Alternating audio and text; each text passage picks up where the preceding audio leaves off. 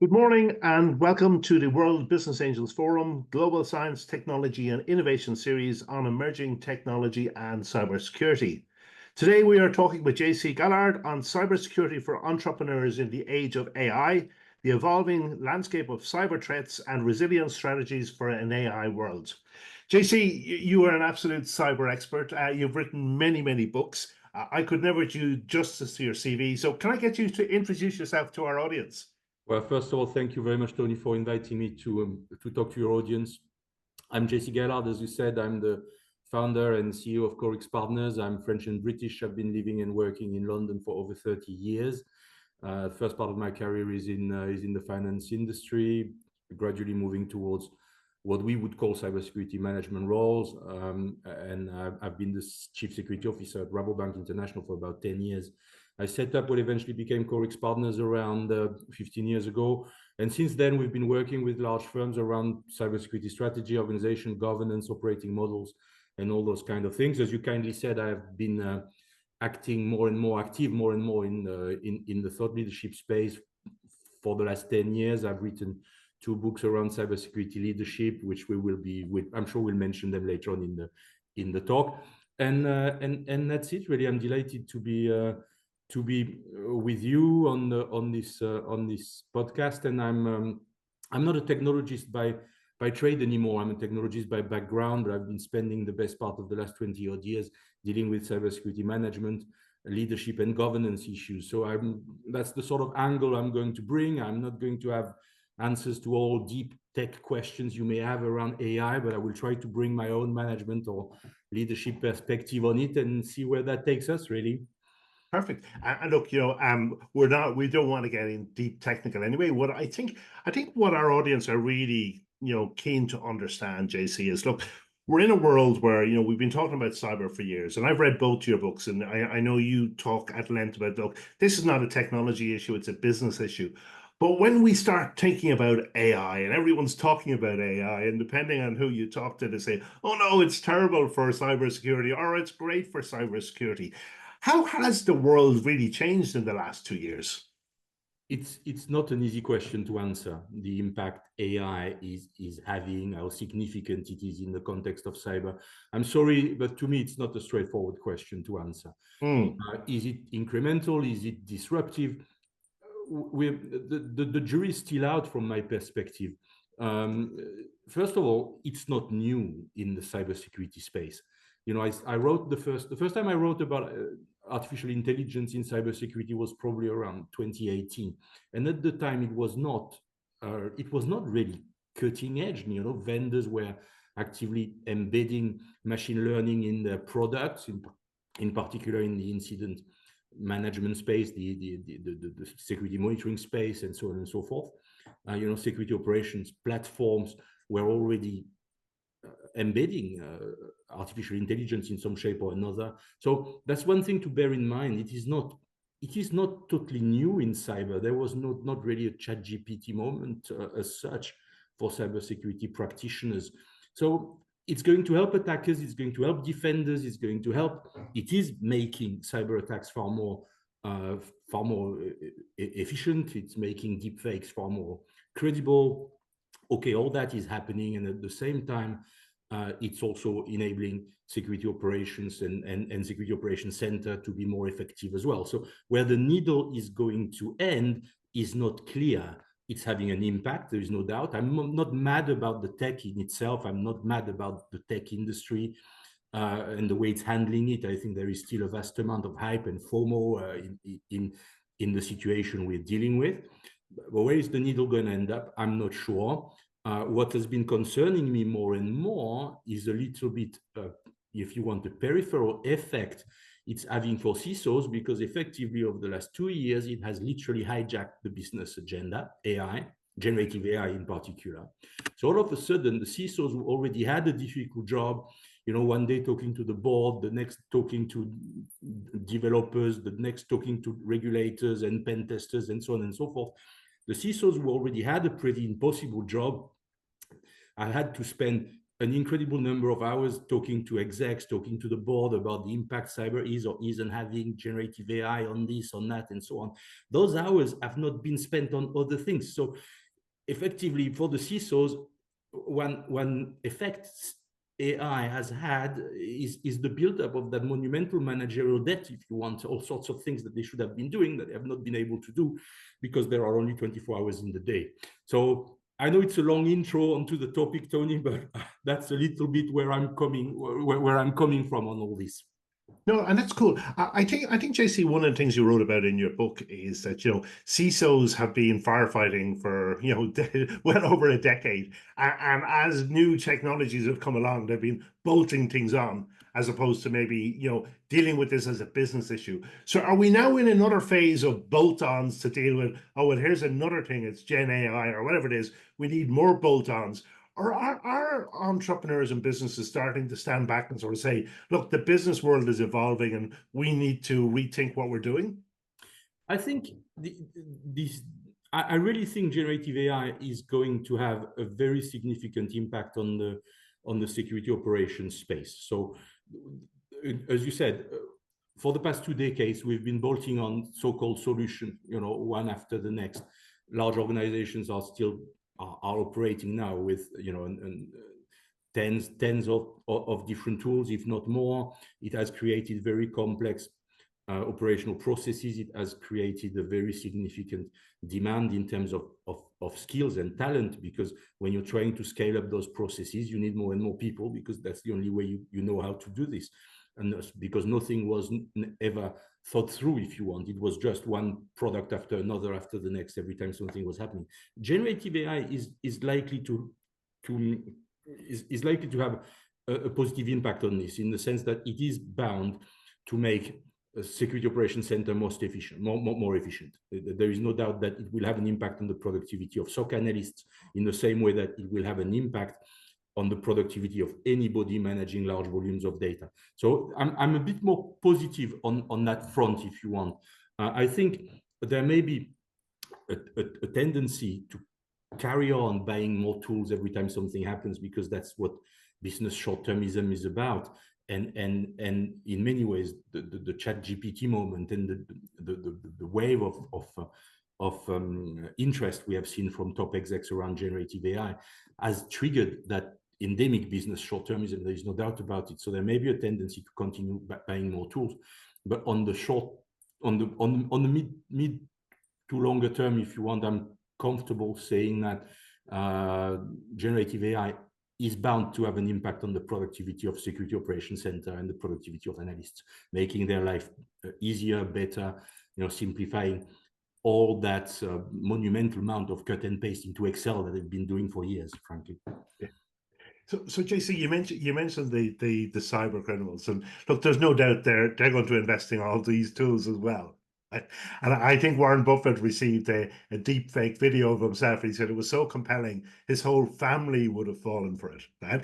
So how do you see the threat in terms of cyber from an AI, particularly all this generated stuff where it can appear very real? I mean, we've been getting fake emails for years, but now they're very sophisticated, and they actually come in the persona, the person that you think they're supposed to come from, etc. How do you see all that playing out, or is this just a blip in the carpet that we have at the moment? No, it's happening. It's just happening. So there is no doubt, as I was saying, AI is going to benefit the attackers as well as the defenders, and it's making all those attacks far more credible. There is no doubt that the criminals are using those tools, and it is having an impact for them in that way. I don't see that going away. I think it's, but if you want, it's all about keeping up with the evolutions of the threats. If you want, as you said, we've been receiving fake emails for as long as email has existed. Okay, at the beginning they were reasonably easy to track down. If you remember what the so-called Nigerian scams and so on, with all sorts of how can I say, of elements that would immediately make you suspicious. Now this is literally impossible, as you say. It is literally impossible to distinguish whether you are being contacted by a real person or not, and whether that person is genuinely the person they pretend to be, and so on. So I think this is just the evolution of the threat, if you want. We need to continue evolving defenses as well. We need to continue being more effective and efficient at detecting those things. And you know, you protect the large enterprise by acting at different levels. It's about defense in depth. It's about defense in layers. It's about educating your staff, of course. It's also about filtering emails. It's about deploying you know, security patches regularly and efficiently, so that, you know, the malware hasn't got a vulnerability to exploit. And it's about doing all those things as you know, in layer, and doing it properly across the depth and the breadth of the enterprise, and continuing to evolve those good practices in line with the evolutions of the threats. So yes, increasingly threat intelligence is becoming more and more important, in particular for large organizations.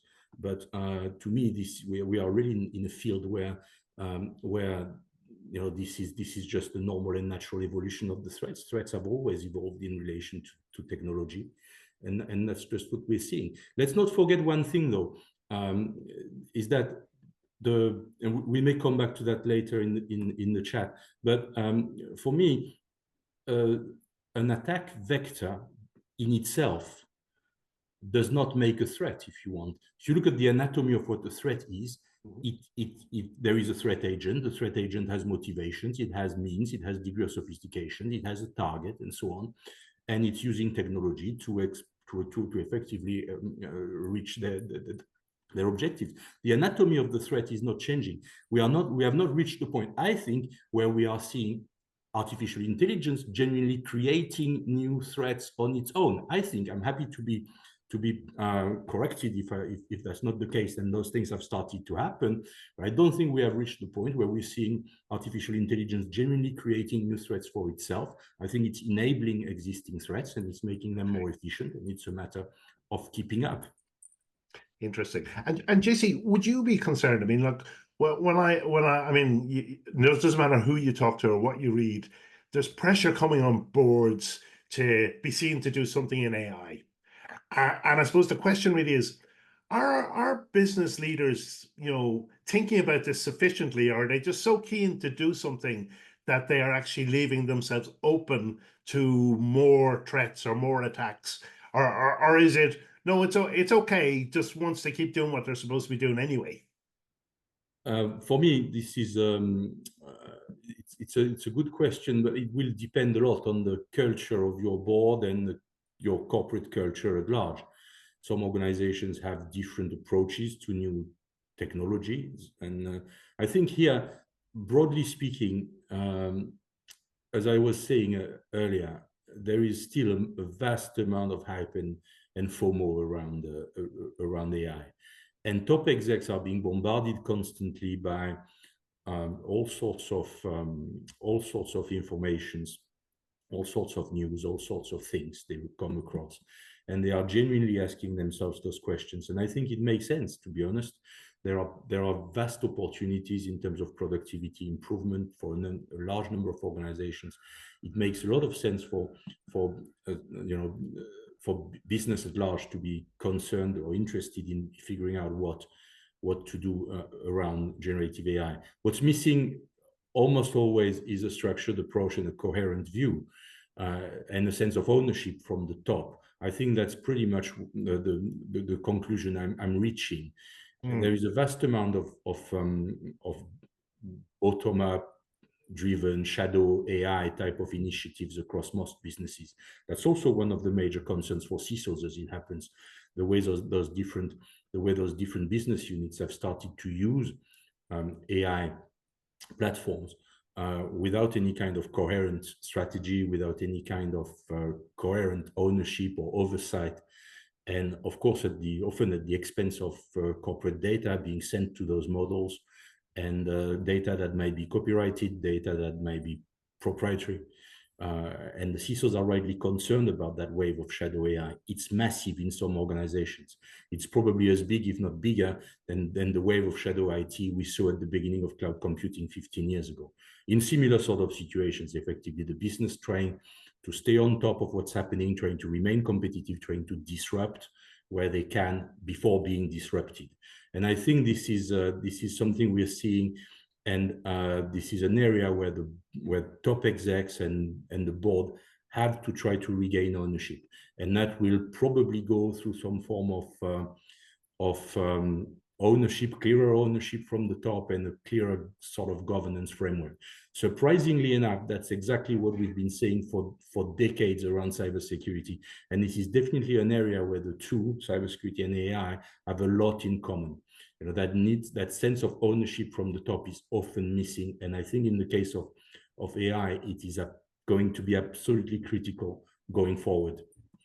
Yeah, and I'm glad you brought up the whole shadow IT thing, because we've gone through, in recent years we've had low code, no code. Now we have generative AI, etc. And I think McKinsey said that typically in an organization 12% of your staff are IT type staff, but now the other 88%, because the spoken language becomes the coding language, everyone can be involved in technology. So it is an area I think that we probably need to give a lot more attention to. And that's one thing that I think is important. But the other thing is, I think, JC, is that there's a lot of employees now using these type of tools, not necessarily inside the company's framework, or we want to call it that, but outside of it. Yeah. So there's a lot of reports out saying that these type of generative AI tools are now the #1 unofficial app used by employees. And I think there was a report in the UK, and it said 1/3 of people were paying for ChatGPT type tools and using them at work, and their employers didn't know it. So is this creating a different type of environment that organizations really need to be aware of? Totally. I was going to quote the same report you've mentioned about employees paying themselves for the tools. This is part of it. It's probably started around genuine curiosity, trying to figure out what it is, how does it work, and so on. It's probably rooted in some sort of lack of responsiveness from IT teams and security teams, and the business doing their own things, exactly like what we've seen at the beginning of cloud computing 15 years ago, exactly in the same sort of context. A number of tools emerging, offering all sorts of opportunities, all sorts of possibilities to business teams to solve recurring problems they've been having for years. And obviously, you cannot really blame those guys for trying it on. And then if there is no response from IT, or if the response is confused, if the response is confused from security as well, those guys will just carry on. This is just what we've been seeing time and time again around shadow IT. It is what's concerning here is the size of it. I think again, hype and FOMO have been everywhere around generative AI from the start, and it's had a massive impact on that sort of tidal wave of shadow AI that we've been seeing, that we're still seeing. And for me, it's just it's a concern for the CISOs, as I was saying. What's happening to this data? What sort of information are we actually sending to unknown platforms, uncontrolled platforms? And all this is very much another dimension again in the complexity of the role of the CISO, another dimension on top of what I've been saying before, which is making their role even more difficult, if you want. So I think it's real. I think it's big. I think it will require a degree of strong ownership from the top to put it into shape, if you want. It will involve some sort of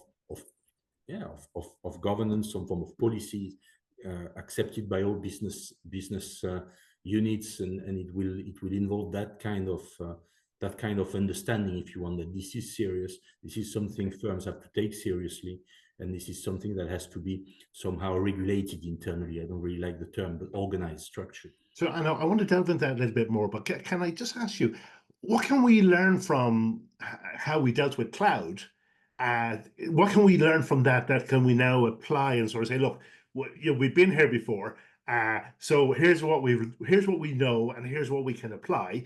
And then I want to delve a little bit further in terms of, okay, because one of the things you talked about was scale. Clearly with generative AI tools and the proliferation of AI tools, everyone has them, so the scale can be potentially different. But what can we learn from how we dealt with cloud? I think the first thing, the first thing that springs to mind for me, listening to you, or to try to answer your question, is the first thing to learn is that it's good, it works, it helps, it makes the business work better. Okay, and I think the same here can be said around around generative AI in particular. There are definitely a large number of good use cases there to make employees more productive at all sorts of layers. There are all sorts of manual processes floating around in all sorts of departments, and generative AI can help. And exactly in the same way that the SaaS platforms, for example, generated a vast amount of productivity improvements. I'm thinking in particular, when I was, if I go back to the beginning of cloud computing, and the main offenders, if you want, around shadow IT at the time were probably the HR departments, because they had already been neglected historically by IT teams in large firms, because IT teams have always been focusing more on business generating teams and so on. And the support functions had generally been neglected. So all of a sudden, those guys in HR, they found those platforms where they can do everything online and so on, and it works, and this and that. It makes them incredibly more productive. And I think this is the same sort of thing we're going to see here with with generative AI in a number of in a number of areas. So that's the first thing I would say. It's good. You can't really resist that sort of tidal wave, because it brings too much benefits to too many people in the business for all sorts of good reasons. You can't resist it. You have to adjust to it. You have to control it. You have to rein it in when necessary. You have to accompany it. You have to embed it in what you're doing. I don't think you can resist it. That's the lesson. That's the lesson I would take away. Accept it, understand it, figure out what to do with it. Try to ride the wave if you want. Don't try to stop. Yeah. There's a guy called John Kabat-Zinn, and he says you can't stop the waves, but you can learn to surf. Right? Yes, this is it. This is the same sort of thing. You're not going to stop it. There is too much. It's too big, and there is too much, too good for too many people. So JC, can I talk about, so we have our own control environment, but then we have, we've all these third parties maybe in our ecosystem, and they could be anything from marketing agencies to suppliers to this, that, and the other. And how do we know who's using what, and how do we know what threats or risks they're introducing to our business? Well, the long and short is that we don't. Right. Okay. That's the we've seen it over the summer with CrowdStrike. Okay. Whether you were running CrowdStrike or not, many businesses have been affected by third parties that were affected by the CrowdStrike incident. And I think this is the flavor of things to come, to be honest. It's obviously important to try to understand how your supply chain is structured, to try to identify your key suppliers and so on. But as a matter of fact, the likelihood, if you're starting now, the likelihood of you building up a valid map, a comprehensive map of your entire supply chain, this is going to be a big piece of work, and I think it's probably impossible, frankly, in some large businesses. So I'm not optimistic about that. I think it's essential to understand the risks involved, but I think it's a bit optimistic to think that if you're starting today, you're going to build up such a map in realistic timeframes. It's a terrible thing, because this is not new. I mean, this is supply chain risk is nothing new. Vendor risk management is nothing new. I left Rabobank in 2009. Okay, 2009. That's 15 years ago, literally. and we already have a vendor risk management policy. Okay, so if you're waking up today to those kind of things, it's going to be hard. It's going to be hard and painful, probably. So, JC, we have within the World Business Angels Forum, we have entrepreneurs, we have people who are starting out or scaling up, etc. So what are the best things they should be thinking about in terms of this evolving world that we are now in? God, that's quite a question. Yeah, the $1 million question. That's a question. So I think with regards to AI and cyber, which is what we're talking about here, I would go back to what we said at the beginning, frankly, and that's probably the fact that it's impacting both attackers and defenders. The needle is going to stop somewhere. It's nothing new. I think the key here is to go beyond the hype. I think, to understand that the tech industry has that long-standing tradition almost of reinventing itself constantly, of selling everything selling every new tech as the next thing that's going to change the world, and so on. So seeing through the hype, I think, is what's important here. Keeping a cool head, and understanding that there are elements that are disruptive and elements that are incremental, and I think that's a good start. That in large firm is going to require a degree of governance and a degree of ownership from the top, so that things stay in shape. So maybe a chief AI officer is not something totally stupid, and it's a title that's floating around on social media, and lots of people are asking themselves those questions, and maybe it makes sense. I mean, I'm not a fan generally, to when it comes to creating a new C-level job every time something happens. But I think in this instance, given the size of what's happening, given the size of that tidal wave of shadow AI we've been talking about, I think maybe it makes sense. So I think this is the kind of thing the kind of elements I would push forward if you want to answer your questions. Don't try to see through the hype. Try to see through the hype and look for what is tangible and what is less tangible. Yeah. And do you get a sense, from the banks, the investors, the VCs, etc., are they, when they look at a firm, they're probably on one hand sort of saying, yeah, okay, are they on the AI wave? But they're equally probably saying, are these guys in control of the risks? Do you get a sense they're looking at this, or is it, it's all sort of muddy water at the moment? For me, it's something investors should do regardless.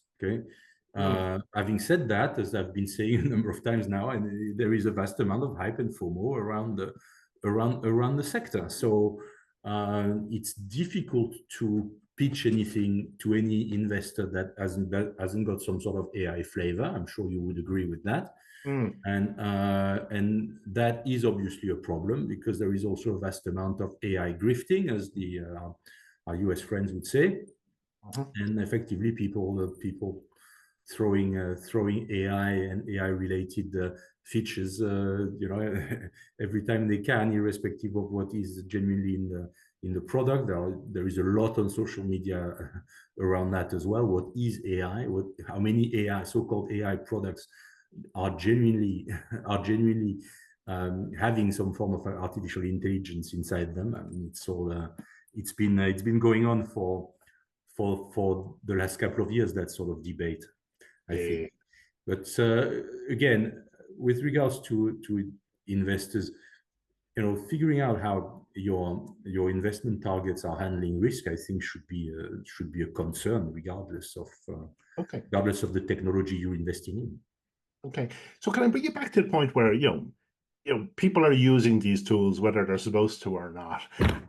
I mean, to my mind, JC, we probably need a situation where actually let's accept people will use the tools. So let's equip them to use them, but let's make sure we're doing it in a way that is safe and secure, and that we have the supportive guardrails in place. Is there enough happening in that space, or is that a gap at this point in time? No, I think you're exactly right. That's exactly what needs to be happening. And that's what I meant a little bit about governance and a clearer sense of ownership from the top. That has to shape up in some form of policy that would give those guardrails to the business and that would accompany the business on that journey while ensuring a degree of control where necessary. And that's exactly what's needed. I don't think that's happening right now. I think it's starting to happen, but I don't think it's happening right now. It needs to happen. It absolutely needs to happen.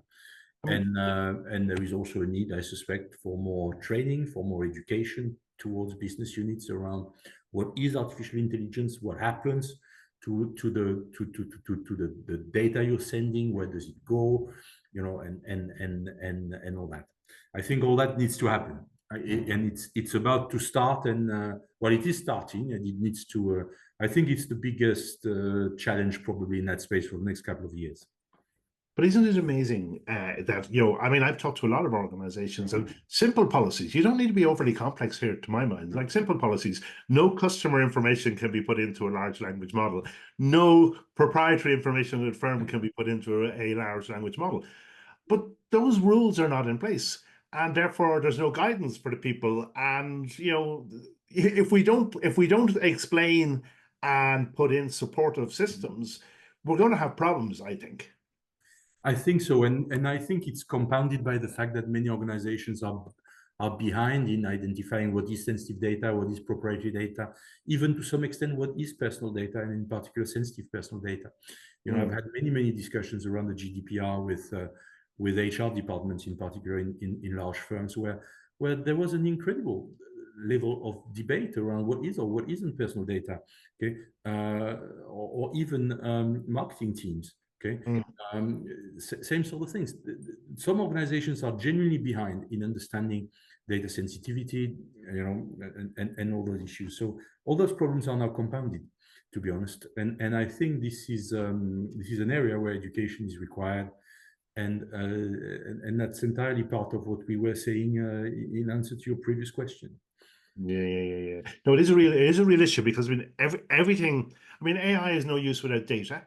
And if the data if we're not clear about our data, or where it is, or who has it, or who has access to it, we're only asking for problems.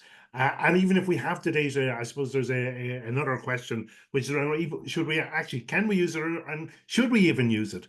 But I think there was a real issue, JC, in terms of data for AI and having clarity around, how we're actually collecting, protecting, and using data, and how we're making sure that that data doesn't get compromised, either by putting it into a model or by allowing access or doing whatever. So I think there is a big gap there, and we've been talking about data-driven companies for years, but actually most companies are not data-driven, and they probably are not looking at their data as a digital asset that needs to be protected in an AI world. So what needs to change there? Again, a greater degree of awareness and education around AI has got to be one of the around data has got to be one of the starting points. It's got to be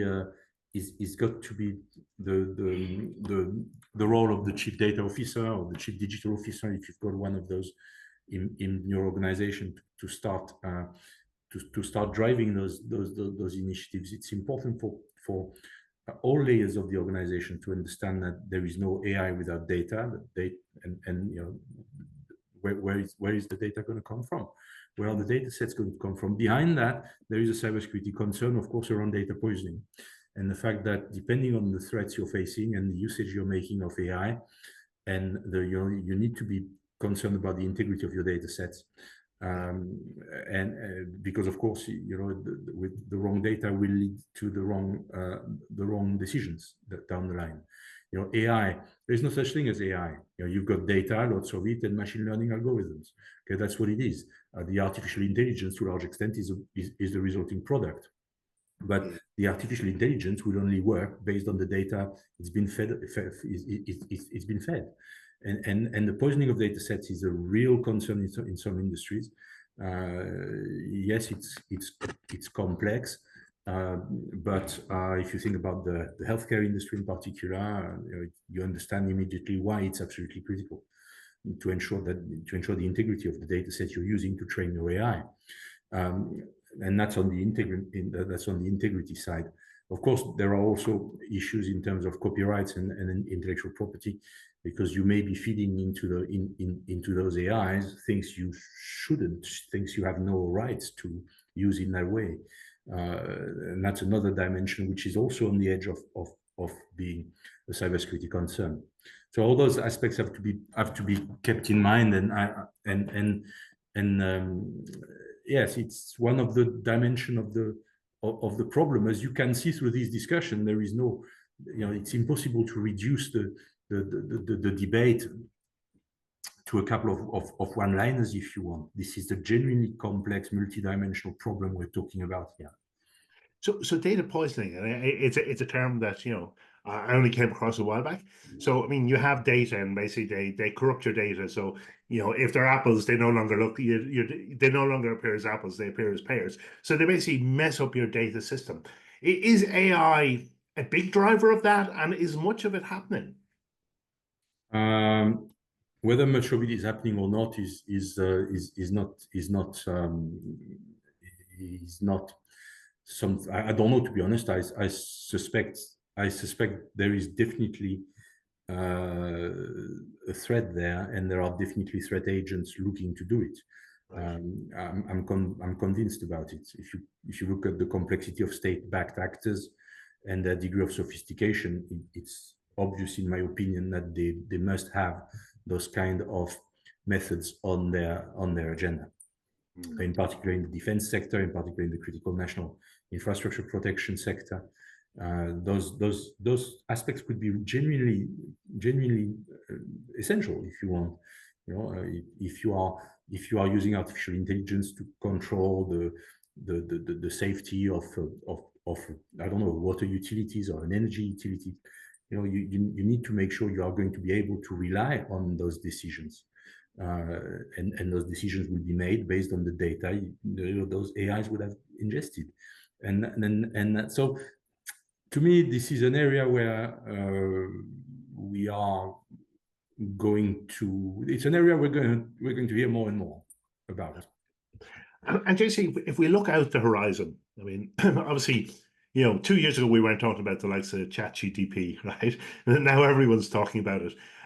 You hear people talking about, AGI, quantum, etc.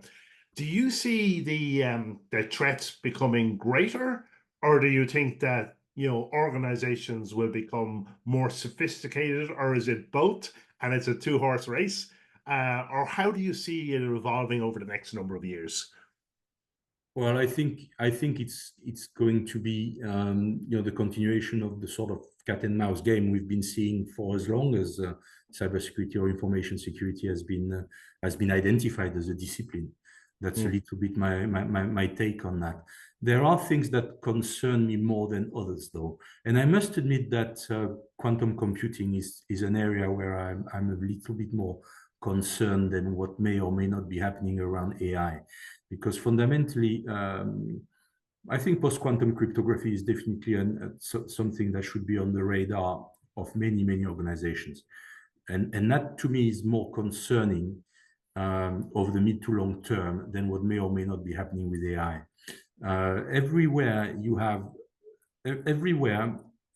reasonably long shelf life sensitive data, you need to be concerned about harvest now, decrypt later type of attacks. In other words, people stealing your data now, it's encrypted, it's protected with current encryption algorithms, but in a number of years' time, when those same people get access to some form of quantum computing, they'll decrypt this data in seconds. And this is the kind of thing we're not hearing about sufficiently, I think. I know there are sectors where people are already working on it, in particular in the financial sector. I hope in the defense sector, people are also working on it. Yeah. They're a bit more secretive about it, as you would expect. But this is definitely an area where I'm a little bit more concerned, because effectively everywhere you've got encryption, and that's practically everywhere around e-commerce in particular, you could be facing problems pretty quickly, when those type of tools become available. That's not for today, that's not for tomorrow. So we are really looking about the mid to long term. But if you're not prepared, you will suffer. So that concerns me a bit more. I know it's not exactly our agenda for today, but you mentioned no, it's all a continuation. But on that point of being prepared, I mean, how should entrepreneurs be thinking about being prepared for future AI threats? I mean, is it that because I suppose the tendency is they're focused on trying to grow the business, but how do we get to a situation where they're actually thinking about, yeah, we need to grow up, but grow it safely? And is there any golden nuggets you could share with us? Now, I'm just going back to a few things we've said already. I don't really like the term AI threats. I think AI-enabled threats, yes. Okay, and that's a little bit where I would start in answering your question. As I said earlier, AI in itself is not a threat, it's a tool. It enables threat agents to be more effective. But those threat agents fundamentally still need to have an existence, a motivation, a degree of sophistication, means, an objective, etc. So the anatomy of the threat doesn't change. AI makes the threat more effective, efficient, but the anatomy of the threat does not change, I think. And that's why I keep saying, don't panic, effectively. Okay. Focus on doing the basics right. The basics will protect up to a point, but they will protect. Defense in depth, defense in layers is still a good, solid foundation. The cybersecurity frameworks, as they are today, are still a good and solid foundation to protect any business. You need to keep a close eye on threat intelligence, because we could be entering a period of time during which the threats are going to evolve maybe a bit faster than before. So you need to keep an eye out for those threats. You need to keep adjusting your defense to the evolution of the threats, but fundamentally that in itself is a good practice. And that's all. I would say don't panic for now. AI is making threats more effective. It's making them more productive. It enables them, but it also enables defense mechanisms. So that's the balance you need to look for. Yeah, no, that's an excellent way of putting it. Yeah, an AI-enabled threat, but the DNA of the threat hasn't changed. It's just been enabled in a different way. Excellent, JC. JC, it's been wonderful getting your insights on all this. Is there any final thoughts that you want to leave with us? No, I'm very, very happy for the discussion, Tony. I think we've covered all the points. All the points I wanted to make. Really, it's a complex topic, as I said. It is not something. It's not something on which we are going to reach a conclusion anytime soon. I hope I have given your audience elements to think about it, food for thought. Really, that's what I hope we've achieved in this session. No, absolutely. JC, on behalf of the World Business Angels and Investment Forum, I want to thank you for your time. It has been illuminating. We will keep an eye out on those AI-enabled threat actors. But yeah, no, fascinating discussion. And thank you so much for your time. Well, many thanks for inviting me once again, Tony.